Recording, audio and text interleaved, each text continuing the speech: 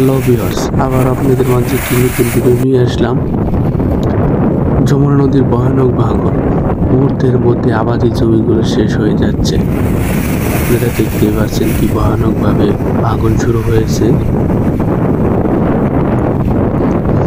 ভাঙনটি শুরু হয় টাঙ্গাইলের নাগরপুর। দেখতেই পাচ্ছেন কিন্তু আরেকটি বিশাল আকৃতির চাপ ফাটল ধরা হয়েছে, এটাও কিন্তু মুহূর্তের মধ্যে চলে যাবে।